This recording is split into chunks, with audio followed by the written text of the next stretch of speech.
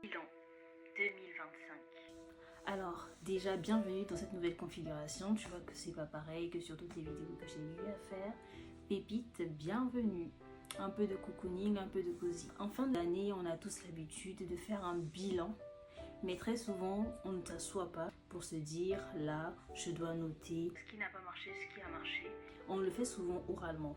Mais à l'intérieur, il y a des choses qu'on enfonce. Je veux t'appeler à un bilan étalé sur 10 jours, sur différents sujets, où tu pourras faire un zoom sur tout ce qui n'a pas marché et sur ce qui a marché en 2025. Parce que oui, il ne faut pas seulement se braquer sur ce qui n'a pas marché. Le but n'est pas de se comparer. Justement, aujourd'hui, la question est de se dire comment va ta vie cachée avec Dieu. Est-ce que ça t'arrive encore dans le secret de murmurer contre les autres, d'avoir de la jalousie, d'avoir du remords? Tu sais pourquoi ça arrive? Parce que tu n'as pas encore compris que tu as quelque chose en toi que le monde doit voir.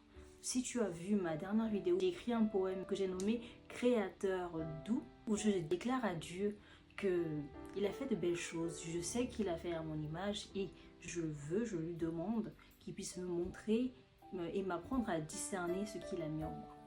Si tu me vois sur cette plateforme, c'est presque un miracle, j'ai envie de dire. Tout ce que je suis en train de faire et appliquer aujourd'hui, ce sont des choses qu'il a mis dans mon cœur depuis 2022-2023. Mais c'est qu'aujourd'hui que je les applique réellement. Parce que là, je me suis dit non, c'est assez. Il faudrait que ce que Dieu a mis en moi puisse sortir. Et c'est la même chose que je veux pour toi. Assieds-toi, pose-toi et rejoins-moi dans ce bilan 2025 pour mieux préparer ton année 2026 et te sentir mieux. Franchement, quand tu verras que quand tu vas poser les choses, quand tu vas mieux agir, poser des actes concrets, là tu verras que ça va changer la donne. Dis-toi qu'il n'y a pas trop de monde dans son champ. Dans sa parole, il dit qu'il n'y a pas assez de serviteurs, mais son champ il est grand. Chacun a quelque chose à offrir. Et ne te dis pas qu'on se perd. Parce que oui, on parle d'amour sur cette page et Dieu veut déverser son amour dans tous les domaines de ta vie. Dieu n'est pas limité. Il faut le savoir, Dieu veut ton expansion.